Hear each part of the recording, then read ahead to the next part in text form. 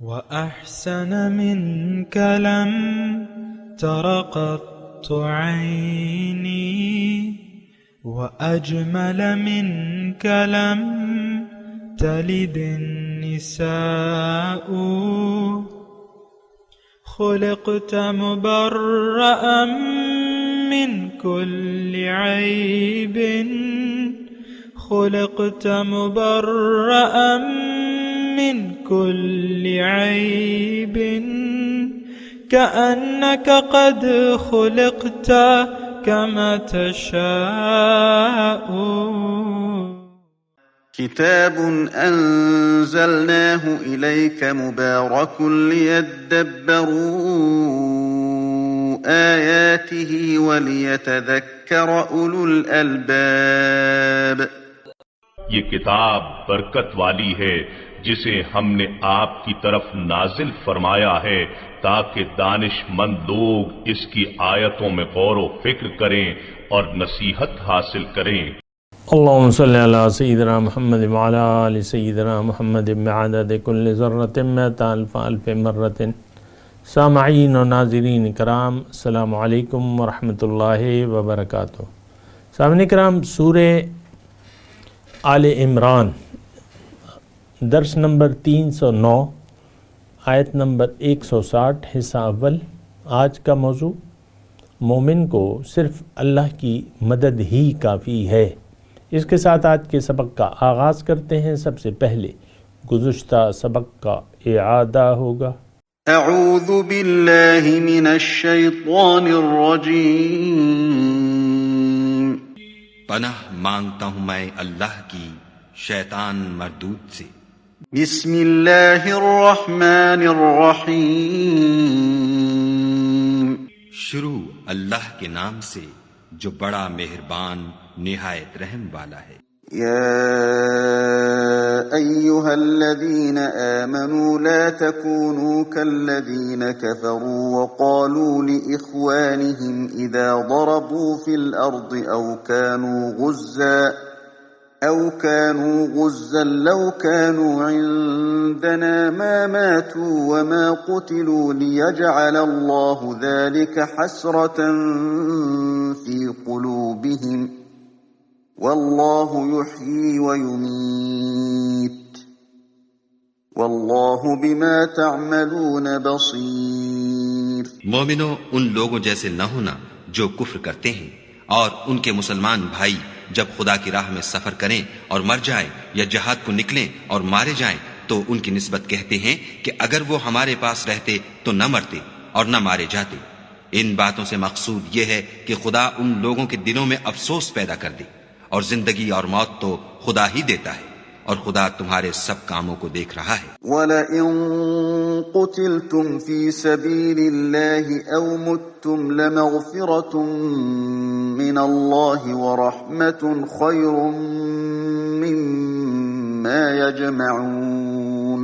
اور اگر تم خدا کے رستے میں مارے جاؤ یا مر جاؤ تو جو مال و متاع لوگ جمع کرتے ہیں اس سے خدا کی بخشش اور رحمت کہیں بہتر ہے۔ وَلَئِن مُتُّمْ أَوْ قُتِلْتُمْ لَإِلَى اللَّهِ تُحْشَرُونَ۔ اور اگر تم مر جاؤ یا مارے جاؤ خدا کے حضور میں ضرور اکٹھے کیے جاؤ گے۔ فَبِمَا رَحْمَةٍ مِّنَ اللَّهِ لِنتَ لَهُمْ وَلَوْ كُنتَ فَظًّا غَلِيظَ الْقَلْبِ لَانفَضُّوا مِنْ حَوْلِكَ فَاعْفُ عَنْهُمْ وَاسْتَغْفِرْ لَهُمْ وَشَاوِرْهُمْ فِي الْأَمْرِ فَإِذَا عَزَمْتَ فَتَوَكَّلْ عَلَى اللَّهِ إِنَّ اللَّهَ يُحِبُّ الْمُتَوَكِّلِينَ۔ اے محمد صلی اللہ علیہ وآلہ وسلم، خدا کی مہربانی سے تمہاری افتاد مزاج ان لوگوں کے لیے نرم واقع ہوئی ہے، اور اگر تم بدخو اور سخت دل ہوتے تو یہ تمہارے پاس سے بھاگ کھڑے ہوتے، تو ان کو معاف کر دو اور ان کے لیے خدا سے مغفرت مانگو، اور اپنے کاموں میں ان سے مشورت لیا کرو، اور جب کسی کام کا عزم مصمم کر لو تو خدا پر بھروسہ رکھو، بے شک خدا بھروسہ رکھنے والوں کو دوست رکھتا ہے۔ سامعین کرام، سورہ آل عمران آیت نمبر 160۔ ان ینصرکم اللہ، اگر اللہ تعالیٰ تمہاری مدد فرمائے، فلا غالب لکم تو تم پر کوئی غالب نہیں آ سکتا، وَإِن يَخْذُلْكُمْ اور اگر تمہیں وہ بے سہارا چھوڑ دے، فَمَنْ ذَا الَّذِي يَنْصُرُكُمْ مِنْ بَعْدِهِ تو کون ہے جو اس کے بعد تمہاری مدد کر سکے، وَعَلَى اللَّهِ فَلْيَتَوَكَّلِ الْمُؤْمِنُونَ اور اللہ ہی پر بھروسہ رکھنا چاہیے مومنوں کو۔ اہم آیت ہے اور اس میں ہمارے لیے نصیحت یہ ہے، دیکھیں اصل میں مومن تو اللہ کا ہوتا ہے اور اللہ ہی کے لیے زندگی گزارتا ہے، اور اس نے اللہ کے لیے زندگی وقف کی ہوتی ہے، اور یہ نعرہ مستانہ بلند کیا ہوا ہوتا ہے کہ ان صلاتی و نسکی و محیای و مماتی للہ رب العالمین، کہ میری نماز، میری قربانی، میری زندگی، میری موت اللہ کے لیے ہے۔ اور پھر یہ بھی وہ کہتا ہے کہ میں نے تو اپنا رخ پھیر لیا ہے اس ذات کی طرف جس نے زمین اور آسمان پیدا کیے ہیں، اور میں یکسو ہوں، میں مشرکوں میں سے نہیں ہوں۔ ظاہر مومن ایک انسان بھی ہوتا ہے سامنے کرام، اور انسان کے ساتھ مختلف مخالفانہ طاغوتی قوتیں ہوتی ہیں، اس کے ارد گرد ہوتی ہیں، اس کے اندر بھی ہیں، نفس ہے، نفس امارہ ہے، شیطانی قوت ہے، اور پھر باہر گھر میں ہو سکتا ہے اس کی مخالفانہ قوتیں ہوں، اور گلی میں ہوں، محلے میں ہوں، دوست یعنی اس کے جو ملنے جو اس میں طاغوتی قوتیں۔ تو یہ یعنی دیکھیں مومن کی زندگی ایک جہاد ہے، کوشش ہے، اور اگر آپ کو وہ آیت میں یاد دلاؤں کہ والذین جاہدوا فینا لنہدینہم سبلنا، جن لوگوں نے میری راستے میں محنت کی یقیناً ضرور میں اپنی راستے ان پہ کھول دوں گا، ان کو ہدایت دوں گا، اور میں تو ان کے ساتھ ہوں۔ وَإِنَّ اللَّهَ لَمَعَ الْمُحْسِنِينَ، جو مخلص ہیں تو میری امداد تو ان کے ساتھ ہے۔ دیکھیں اللہ کی امداد کے سہارے مومن جیتا ہے، اللہ ہی اس کا مولا ہے۔ حسبنا اللہ ونعم الوکیل، نعم المولا ونعم النصیر، اللہ کافی ہے ہمارے لیے۔ دیکھیں یہ ایک مائنڈ سیٹ ہے جو مومن کا ہونا چاہیے، میرا بھی ہونا چاہیے، آپ کا بھی ہونا چاہیے، کہ اللہ ہی پہ بھروسہ، حسبنا اللہ، اللہ میرے لیے کافی ہے۔ اور اس قسم کی ایک جد و جہد ہے، لیکن اس کا مولا، اس کا مددگار اور سب کچھ اس کا، یعنی اس کے پیچھے جو ہے، یعنی یہ اللہ تعالیٰ کی رحمت کے سائے میں ہوتا ہے۔ تو بہرحال جو آیت ہم پڑھ رہے ہیں تو اس میں یعنی یہ جو بھی مضامین آ رہے ہیں مومنین کو، اس میں یعنی اپنا دیکھنا چاہیے۔ یہ ایک آئینہ ہے، یہ تمام آیات جو آ رہی ہیں یہ ایک آئینہ ہے۔ یہ غزوہ احد دیکھیں، ٹھیک ہے آیات آ رہی ہیں غزوہ احد کے تناظر میں، اور میں نے آپ کو اللہ تعالیٰ کی توفیق اور اس کی مدد سے میں نے آپ کو یہ بھی بتایا تھا کہ صرف غزوہ احد نہیں، مسلمان اور مومن کی ساری زندگی جہاد پر مشتمل ہے۔ المجاہد من جاہد نفسہ، مجاہد حقیقی وہ ہے جو اپنے نفس کے ساتھ جہاد کرے، اور یہ اصل جہاد ہے، اصل جہاد یہی ہے۔ اور پھر یہ جو تمام مضامین آ رہے ہیں یہ ٹھیک ہے میدان جنگ کے ہیں، لیکن وہ چھوٹا جہاد ہے، اس میں تو آر یا پار والی بات ہوتی ہے، لڑائی ہوتی ہے، ایک دن کی ہوگی، 2 دن کی ہوگی۔ میدان احد کا کارزار تھا، تو ٹوٹل یعنی 6-7 گھنٹوں میں معاملات طے پا گئے۔ اسی طرح غزوہ احد تھا، وہ بھی اسی طرح ایک دن میں سارے معاملات طے پا گئے۔ تو یہ تھوڑا سا آپ یعنی میں بھی یہ کوشش کرتا ہوں، آپ بھی یہ کریں کہ آپ اپنا مائنڈ سیٹ تبدیل کریں، قرآن کو اپنے لیے اپنے اوپر لاگو کریں، اور اپنے حالات پہ اس کو دیکھیں، اور اس میں تو ایسا مضمون ہے سامنے کرام، آپ یہ نہیں کہہ سکتے اس میں میرے لیے نصیحت نہیں ہے۔ اس میں تو دیکھیں مومن کی بات ہو رہی ہے اور پھر اللہ تعالیٰ مومن کو مخاطب کر کے یہ بات کہہ رہے ہیں، تو آپ اگر مومن نہیں ہیں وہ تو ایک الگ بات ہے، لیکن اگر آپ مومن ہیں تو آپ کی یہ ذہنیت ہونی چاہیے، یعنی یہ سبق آپ کے ذہن نشین ہونا چاہیے کہ میرے لیے اللہ کی مدد بہت زیادہ ضروری ہے۔ اگر اللہ کی رحمت اور اس کی مدد مجھ سے ہٹ گئی تو پھر کوئی میری مدد نہیں کر سکتا، میرا مددگار اللہ ہی ہے۔ یہ ایک ذہنیت آپ نے بنانی ہوگی۔ اصل میں تو دیکھیں ہم دنیا میں رہتے ہیں اور دنیا کے حالات و واقعات ایسا ہیں کہ یہاں ہر چیز پر پردے پڑے ہوئے، حجاب ہے،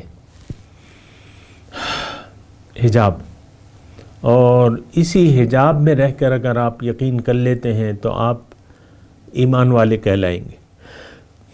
ایمان والے کون ہے؟ جو پردے سے کے پیچھے حقیقت ہے اس کو ماننے والا،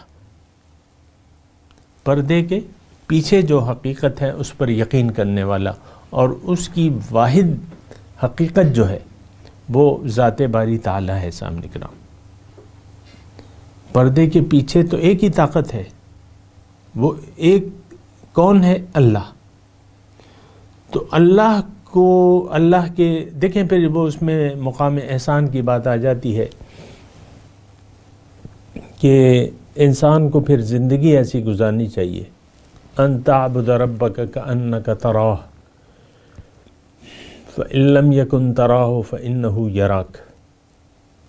یہ یعنی ہم نے تو اصل میں محدود کر دیا نا، یہ ہر چیز کے معنی محدود کر دیے۔ ہم نے یہاں عبادت کو محدود کر دیا ہے نماز تک۔ میں سنتا رہتا ہوں، لوگ کہتے رہتے ہیں کہ بھئی عبادت، نماز، اور عبادت کو ہم نے محدود کر دیا ہے نماز، روزہ، حج، زکوٰۃ تک۔ یہ عبادات کا چیپٹر آپ دیکھ لیں اپنی اسلامیات کی کتاب میں، عبادات، ایسی بات تو نہیں ہے۔ مومن عبادت کیا ہے؟ بندگی رب، اور عبادت کسی یعنی ایک خاص کام تک تو محدود نہیں ہے۔ اس بات کی تو اجازت نہیں ہے کہ آپ یہ کام اللہ کی یاد میں گزاریں اور فلاں کام اپنے ہی مرضی سے کریں، ایک کام اللہ کی مرضی سے کریں اور دوسرا کام اپنی مرضی سے کریں۔ یہ تو عبادت نہ ہوئی، یہ تو شیطانیت ہے۔ عبادت اصل میں آپ کا ہر لمحہ عبادت بن جاتا ہے جب کہ آپ اللہ کے حکم کے سامنے سرنگو کر دیتے ہیں، سر جھکا دیتے ہیں۔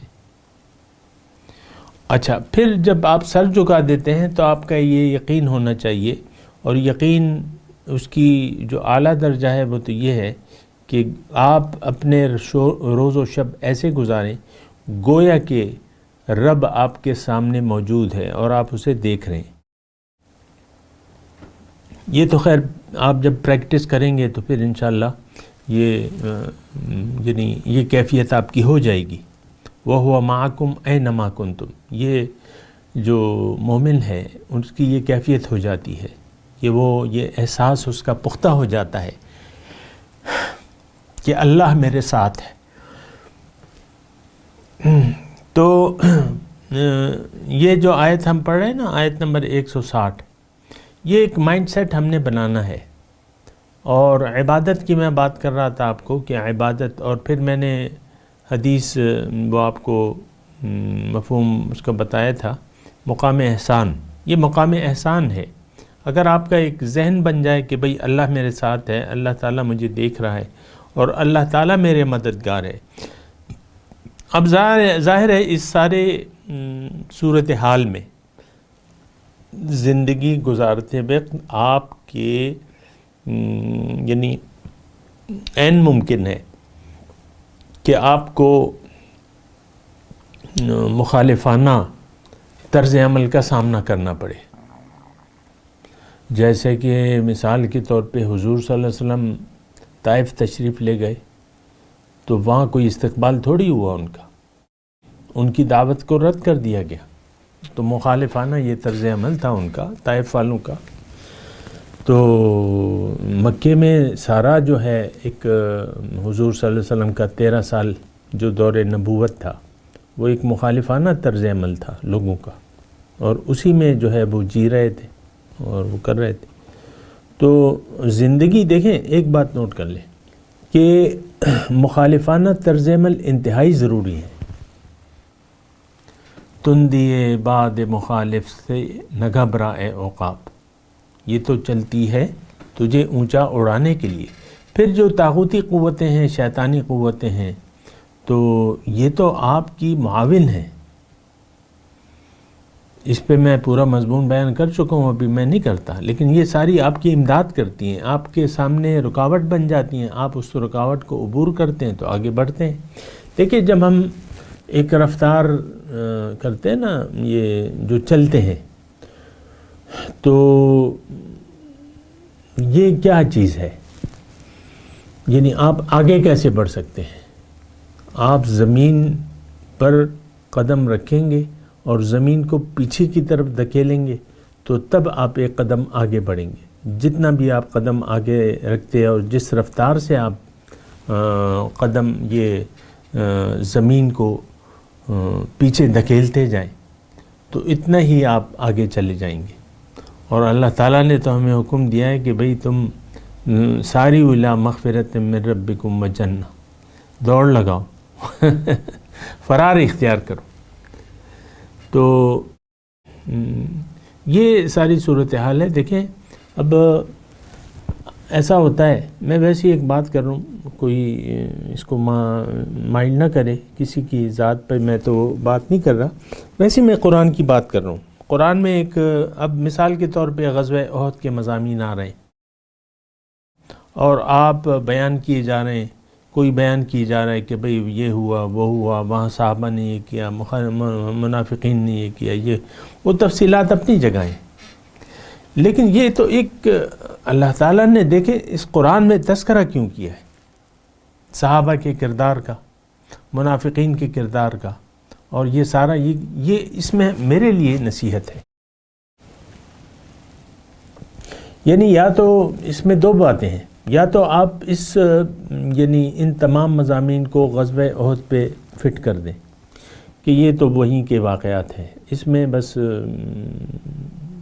بس یہ وہی ہیں، یہ ہوا، وہ ہوا، وہ ہوا، وہ ہوا، تو آپ کے لیے تو پھر باقی کچھ نہ رہا۔ اگر ایسی بات ہے، اگر آپ اس کو اپنے لیے اس میں نصیحت نہیں ڈھونڈتے تو پھر یہ تو ایک واقعات کی کتاب بن جاتی ہے، معاذ اللہ۔ قرآن تو واقعات کی کتاب نہیں، اور یہ سارا ایک ایک جملہ جو ہے، استسعدون ولا تلؤون علی احد والرسول یدعوکم فی اخراکم فاصابکم غما بغم لکی لا تأسوا علی ما فاتکم۔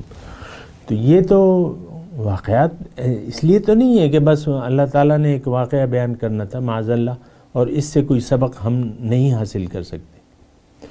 تو یہ ایک دیکھیں مائنڈ سیٹ ہے کہ ہم نے قرآن کو ٹکڑے ٹکڑے کر دیا ہے اور ہر آیات کو ایک واقعے پر، ایک چند اشخاص پر مرکوز کر دیا ہے۔ یہ تو ابو جہل کے بارے میں ہے، یہ ابو لہب کے بارے میں ہے، اور تو یہ ٹھیک نہیں ہے طرز عمل۔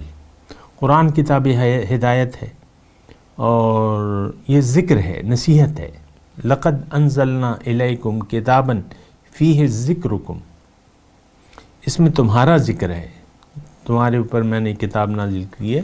اور یعنی اسی طریقے سے آپ دیکھیں، لِتُخْرِجَ النَّاسَ مِنَ الظُّلُمَاتِ إِلَى النُّورِ، یہ کتاب میں نے نازل کی ہے تاکہ آپ لوگوں کو اس کے ذریعے تاریکیوں سے روشنی کی طرف لے جائیں۔ اب ہم روشنی حاصل نہیں کر رہے، اور ہم نے واقعات، آیت آئی اور ہم نے کہا کہ بھئی یہ تو غزوہ احد کے فلاں موقع کے لیے، یہ فلاں موقع، یہ فلاں لوگوں کے لیے، یہ منافقین کے لیے، بات ختم ہو گئی۔ آپ نے کیا ہدایت لی اس سے؟ یہ ویسے ہی میں آپ کو تذکرہ کر رہا ہوں۔ دیکھیں، میرے بیٹھنے کا یہ مقصد نہیں ہے کہ آپ کو میں بس قرآن کی لفظی معنی بیان کر دوں یا اس کا شان نزول اور باقی بات ختم، نہیں۔ قرآن نصیحت ہے. میں یعنی آپ کو اگر کر رہا ہوں تو اس کا مطلب یہ ہے کہ مجھے بھی یاد ہو رہی ہے، یہ بات یاد ہو رہی، میں بھی یاد کر رہا ہوں اور میں بھی سبق لے رہا ہوں اس سے. میں تو آپ سے کوئی برتر آدمی تو نہیں، ادنا ہوں، اعلیٰ نہیں ہوں. اعلیٰ اللہ کی ذات ہے. مجھے آپ کو، ہم سب کو نصیحت لینی ہے. تو یہ آیت میں آپ سے عرض کر رہا ہوں، آیت نمبر 160 یا اس کے بعد جو بھی آیات یا اس سے پہلے جو بھی، پورا قرآن میرے لیے اور آپ کے لیے باعث ہدایت ہے. ہدل للمتقین، اگر آپ صاحب تقوی ہیں تو آپ کے لیے اس میں ہدایت ہے. اور براہ مہربانی قرآنی واقعات کو چند لوگوں تک محدود نہ کریں. اب سورہ نوح ہے. اب لوگوں نے بس کہا ہے کہ اس سورہ نوح میں نوح علیہ السلام کا قصہ ہے اور ہمارے لیے تو اس میں کچھ نہیں ہے. یعنی یہ زبان سے ہم نہیں کہتے، بس وہ اسی قصے کی طرح پڑھتے ہیں. انا ارسلنا نوحا الی قومی ان انذر قومک قال رب انی دعوت قومی لیلا ونہارا فلم یزدہم دعائی الا فرارا. قصے کے طور پہ پڑھتے ہیں لیکن یہ صحیح نہیں. اب یہ جو آیت ہم پڑھ رہے ہیں اس میں بہت بڑا مضمون ہے، اور آپ کو میں نے کہا کہ یہ صرف یعنی یہاں پہلا لفظ کیا ہے، اگر اللہ تمہاری مدد کرے. اب اللہ تعالیٰ صرف میدان جنگ میں تو میری مددگار نہیں ہے، وہ تو زندگی کے ہر لمحے پہ اس کی ہدایت میرے ساتھ ہوتی ہے، اس کی مدد میرے ساتھ ہوتی ہے. میں اس وقت اگر بول رہا ہوں تو یہ تو اللہ کی دی ہوئی توفیق ہے، اللہ کی مدد ہے. مثال کے طور پہ یا کوئی بھی آپ جو بھی کام کر رہے ہیں وہ تو اللہ کی مدد سے ہوتا ہے، اللہ کی مرضی سے ہوتا ہے. یہ نوالا جب آپ کی حلق سے نیچے اتر جائے تو اب یہ اللہ کی مرضی ہے، وہ کیا ہوتا ہے، ہضم ہوتا ہے نہیں ہوتا، پیٹ خراب ہو جاتا ہے آپ کا، اور یا آپ سانس جو آپ نے اندر کی ہے وہ باہر نہ جائے، یا آپ کا سانس بند ہو جائے. ایسا میں ابھی پڑھ رہا تھا BBC کے ایک آرٹیکل میں کہ سانس اندر رک جاتا ہے منٹ کے لیے، 2 منٹ کے لیے سوتے وقت، تو وہ پھر ایسا یعنی ایسی ایک بیماری ہے. وہ کہتے ہیں 1 ارب لوگ جو ہیں اس بیماری میں مبتلا ہیں. سانس رک جاتا ہے، اچانک وہ اٹھ جاتے ہیں، ہڑبڑا کے اٹھ جاتے ہیں، پھر وہ سانس بحال ہو جاتا ہے. 1 ارب لوگ دنیا کی، اور 7-8 ارب آبادی ہے، اتنی تو نہیں ہے. 1 ارب لوگ یعنی 10% سے زیادہ لوگ سانس کی اس بیماری میں مبتلا ہیں. بہرحال وہ تو ایک تفصیل ہے، لیکن میں ویسے ہی کہہ رہا تھا کہ اگر سانس رک جائے آپ کا تو آپ تو پھر سانس بحال نہیں کر سکتے. ہم جو سوتے ہیں یہ تو عادی موت ہے. روح اللہ تعالیٰ فرماتا ہے کہ میں روح لے لیتا ہوں پھر روح واپس کر لیتا ہوں. قرآن کی آیت کا مضمون ہے. تو یہ ان ینصرکم اللہ فلا غالب لکم. اب یہ ایک ایسی بات ہے جو اس میں بہت بڑا یعنی حوصلے کی بات ہے. اب اللہ کی مدد جو ہے، دیکھیں اس میں کیا ہے، ان ینصرکم اللہ فلا غالب لکم. اللہ تمہاری مدد فرمائے گا تو تم پر کوئی غالب نہیں آ سکتا. اب یہ ایک بہت بڑا مضمون ہے. اوہ سبحان اللہ، آپ غالب ہوں گے. اگر اللہ آپ کا مددگار ہو تو آپ غالب ہوں گے، اور اللہ کی مدد حاصل کرنے کا طریقہ کیا ہے وہ بھی آپ کو معلوم ہے. میں آپ کو بتا دیتا ہوں، قرآن میں بھی ہے، حدیث ایک سنا دیتا ہوں بالکل واضح. من کان للہ کان اللہ لہ. جو اللہ کا ہو گیا اللہ اس کا ہو جائے گا. سبحان اللہ. من کان للہ کان اللہ لہ. تو جب آپ اللہ کے ہو گئے تو اللہ آپ کا ہو جاتا ہے. پھر آپ کے پس پشت جو ہے وہ اللہ کی طاقت ہوتی ہے. یہ بات نوٹ کر لیں. خیر یہ بڑا طویل مضمون ہے، مزیدار بھی ہے، طویل مضمون ہے، لیکن میں اس کا یعنی نچوڑ آپ کو بیان کر رہا ہوں کہ اس میں پہلا جملہ جو ہے بہت بڑی اس میں سہارا ہے. ان ینصرکم اللہ. اب اللہ کی مدد اگر اللہ آپ کی مدد کرے تو تم پر کوئی غالب نہیں آ سکتا. بس یہ ایک جملہ ہے، اور یہ تو آپ کے لیے بھی ہے، میرے لیے بھی ہے. اور اس کا طریقہ کیا ہے؟ ہم اللہ کے ہو جائیں، سرنڈر کر دیں، سجدہ اطاعت کر دیں.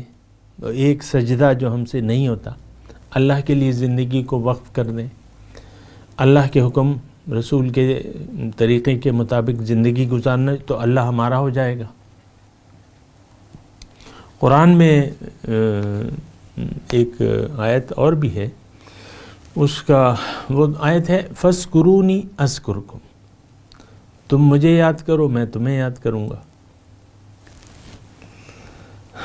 وَاشْكُرُوا لِي وَلَا تَكْفُرُونَ، میرا شکر کرو نہ شکری نہ کرو. اب اس میں جو پہلا جملہ ہے فَاذْكُرُونِي أَذْكُرْكُمْ، ہمارا مسئلہ کیا ہے؟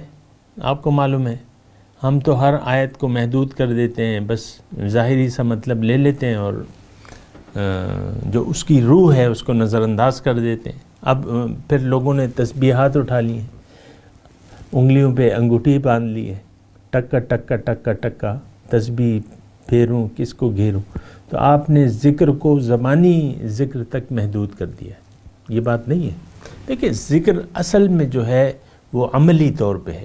اگر آپ اللہ کے حکم کے مطابق زندگی گزار رہے ہیں، تھوڑی توجہ سے یہ بات سنیں،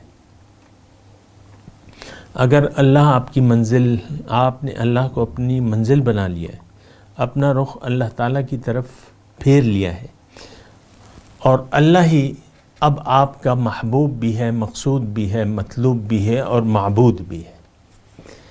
اب کیا ہے؟ اب جو زندگی گزاریں گے آپ، ظاہر ہے عملی طور پہ اب آپ کو کرنا کیا ہے کہ زندگی اللہ کے حکم کے مطابق گزاریں، اپنا سر اللہ کے حکم کے سامنے جھکا دیں، پیغمبر صلی اللہ علیہ وسلم کے طریقے کے مطابق زندگی گزارنا شروع کر دیں. اب آپ کا جو لمحہ گزر رہا ہے یہ اللہ کی یاد میں گزر رہا ہے. چاہے آپ کے ہاتھ میں تسبیح نہیں ہے، چاہے آپ کے وہ کاؤنٹر نہیں ہے آپ کی انگلی میں، لیکن ہر لمحہ جو ہے وہ آپ کا اللہ کی یاد میں گزر رہا ہے. چاہے آپ سو رہے ہیں، جاگ رہے ہیں، چل رہے ہیں، پھر رہے ہیں، چاہے آپ کی زبان سے تسبیح نہیں ہو رہی، مثال کے طور پہ، تو میں یہ نہیں کہہ رہا کہ وہ تسبیح نہیں ہے، وہ ذکر نہیں ہے، لیکن اصل ذکر یہ ہے. اگر یہ نہ ہو اور تسبیح آپ کے ہاتھ میں ہو تو وہ پھر ذکر نہیں ہوگا. کیا مطلب؟ وہ میں آپ کو کہہ دیتا ہوں. دنیا اگر آپ کا مقصود بن گئی، آپ نے آخرت پر دنیا کو ترجیح دے دیا اور دنیا سے آپ پیار کرنے لگے، دنیاوی کامیابی سے، اور وہی آپ کا، تو آپ لاکھ تسبیحات پڑھیں اس کا کوئی اثر نہیں ہوگا. وہ تسبیح شماری نہیں ہوگی، وہ الٹا آپ پہ اوپر لعنت ہوگی. ہاں، اگر رخ آپ کا اللہ کی طرف ہو گیا، آپ اللہ کے بندے بن گئے، پھر آپ تسبیح اٹھا لی تو وہ کہتے ہیں نا سونے پہ سہاگا ہو گئے. پھر تسبیحات جو بھی آپ کریں گے زبان سے کریں، عملی ذاکر تو ہو گئے، آپ عملی ذاکر ہو گئے، دائمی ذاکر ہو گئے. اب آپ ذاکر ہیں، زبان سے بھی آپ تسبیح کر رہے ہیں کسی وقت تو کریں، بڑے شوق سے کریں، بڑے پیار سے کریں، سبحان اللہ. سونے پہ سہاگا کا کام کرے گی. لیکن اگر ایسا نہیں ہے تو وہ پھر آپ کو سمجھنا ہوگا. تو یہاں ینصرکم اللہ کی بات ہو رہی ہے کہ اگر اللہ تعالیٰ تمہاری مدد کرے تو تم پہ کوئی غالب نہیں ہے. دیکھیں، اللہ جس کا، وہ ایک شعر کا ایک حصہ ہے نا، جس کا حامی ہو خدا اس کو مٹا سکتا ہے کون. وہ پورا شعر بھی خیر میں پڑھ دیتا ہوں، کوئی ایسی بات نہیں ہے، ممانعت تو نہیں ہے. نور حق شمع الہی کو بجھا سکتا ہے کون، جس کا حامی ہو خدا اس کو مٹا سکتا ہے کون. ایک اور شعر بھی مجھے یاد آ رہا ہے، وہ بھی موقع کی مناسبت سے ہے کہ نور خدا ہے کفر کی حرکت پہ خندزن، پھونکوں سے یہ چراغ بجھایا نہ جائے گا. باطل تو کوشش کریں گی، باطل قوتیں. دیکھیں میں آپ کی اپنی ذات سے مخاطب ہوں، آپ مرد ہیں یا عورت، مجھے اس سے کوئی کام نہیں ہے، انسان ہیں آپ سے مخاطب ہوں کہ آپ جب اللہ کے دین کے لیے اپنے آپ کو وقف کر دیں گے، اللہ کے لیے وقف کر دیں گے تو آپ کا چراغ جل اٹھے گا. سبحان اللہ، اس کو اب کوئی نہیں بجھا سکتا. مضمون ابھی جاری ہے، میں تلاوت کرتا ہوں، میرے ساتھ دہرائیے. اعوذ باللہ من الشیطان الرجیم، بسم اللہ الرحمن الرحیم. ان ینصرکم اللہ فلا غالب لکم وان یخذلکم فمن ذا الذی ینصرکم من بعدہ وعلی اللہ فلیتوکل المؤمنون.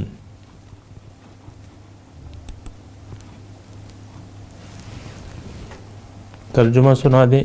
ان ینصرکم اللہ فلا غالب لکم، اگر اللہ تمہاری مدد فرمائے تو تم پر کوئی غالب نہیں آ سکتا. وَإِن يَخْذُلْكُمْ، اگر وہ تمہیں بے سہارا چھوڑ دے. فَمَنْ ذَا الَّذِي يَنْصُرُكُمْ مِنْ بَعْدِهِ، تو کون ہے جو تمہاری مدد کرے گا اس کے بعد. وَعَلَى اللَّهِ فَلْيَتَوَكَّلِ الْمُؤْمِنُونَ، اور صرف اللہ ہی پہ بھروسہ کریں مومن. اب ان آیت کی تلاوت اور ترجمہ. اعوذ باللہ من الشیطان الرجیم. پناہ مانگتا ہوں میں اللہ کی شیطان مردود سے. بسم اللہ الرحمن الرحیم. شروع اللہ کے نام سے جو بڑا مہربان نہایت رحم والا ہے. ان ينصركم الله فلا غالب لكم وان يخذلكم فمن ذا الذي ينصركم من بعده وعلى الله فليتوكل المؤمنون. اگر خدا تمہارا مددگار ہے تو تم پر کوئی غالب نہیں آ سکتا، اور اگر وہ تمہیں چھوڑ دے تو پھر کون ہے کہ تمہاری مدد کرے، اور مومنوں کو چاہیے کہ خدا ہی پر بھروسہ رکھیں. سامعین کرام، اس کے ساتھ آج کے درس کا وقت اختتام کو پہنچا. اگلے درس میں انشاءاللہ ملاقات ہوگی. وآخر دعوانا ان الحمدللہ رب العالمین. مولایا صلی وسلم دائما ابدا على حبيبك خير الخلق كلهم.